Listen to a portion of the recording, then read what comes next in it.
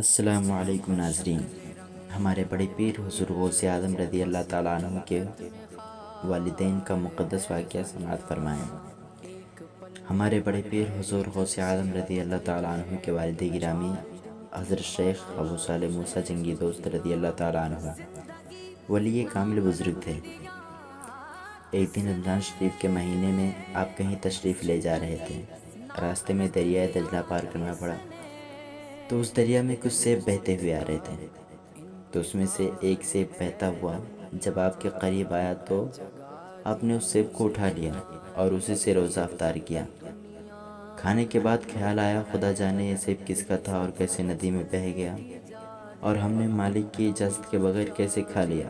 تو بغیر اجازت کے کھا لینا آپ کو تقویٰ کے خلاف محسوس ہوا، اور خیال آیا کہ کہیں ایسا نہ ہو کہ قیامت کے دن یہ سیب عذاب کا سبب بن جائے اور ہم خدا کی بارگاہ میں گرفتار ہو جائیں۔ یہ سوچ کر آپ وہاں سے اٹھے اور اپنا قصور معاف کرانے کے لیے سیب کے مالک کی تلاش میں دریا کے کنارے کنارے چل دیے۔ کافی دیر تک چلنے کے بعد ایک عظیم الشان باغ نظر آیا، جس کی کچھ شاخیں پھلوں سے لدی ہوئی پانی کی سطح پر جھکی ہوئی تھیں، اور ہوا کے جھونکوں سے پکے ہوئے پھل ٹوٹ ٹوٹ کر پانی میں گر رہے تھے۔ آپ کو یقین ہو گیا کہ جو پھل میں نے کھایا ہے وہ اسی باغ کا تھا۔ پھر آپ نے اس باغ کے مالک کی جستجو کی تو معلوم ہوا کہ اس باغ کے مالک کے خدا رسیدہ بزرگ حضرت سید عبداللہ سومی ہیں۔ آپ ان کی خدمت ببرکت میں حاضر ہوئے۔ حضرت سید عبداللہ سومی رضی اللہ تعالیٰ عنہ نے اللہ تعالیٰ کی دی ہوئی طاقت روحانی کشف سے جان لیا کہ یہ جوان بچہ جوان صالح ہے۔ فرمایا، اے جوان صالح، اس غلطی کو معاف جب کروں گا کہ تجھے 10 سال تک میرے باغ کی دیکھ بھال کرنی ہوگی۔ حضرت عبداللہ سومی رضی اللہ تعالیٰ عنہ حضرت ابو صالح موسیٰ رضی اللہ تعالیٰ عنہ حکم پاتے ہی باغ کی خدمت میں مشغول ہو گئے۔ جب 10 سال کا طویل عرصہ گزر گیا تو ایک دن حضرت سید عبداللہ سومی رضی اللہ تعالیٰ عنہ نے حضرت ابو صالح موسیٰ رضی اللہ تعالیٰ عنہ کو بلا کر فرمایا کہ ابھی ایک شرط اور باقی ہے، اسے بھی انجام دینا ہوگا، پھر معافی ہوگی۔ وہ شرط یہ ہے کہ میری ایک بیٹی ہے جس میں 5 عیب ہیں۔ پہلا عیب وہ اندھی ہے، دوسرا عیب وہ بہری ہے، تیسرا عیب وہ گونگی ہے، چوتھا عیب وہ لنجی ہے، پانچواں عیب وہ لنگڑی ہے۔ اس سے آپ کو نکاح کرنا ہوگا۔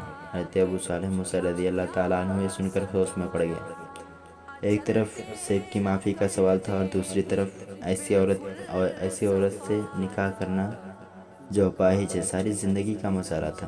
آخر ایسی عورت کے ساتھ ساری زندگی کیسے کٹے گی؟ اس تصور نے ازحد پریشان کر دیا۔ ان کے ذہن میں خیالات ہجوم بن کر آئے۔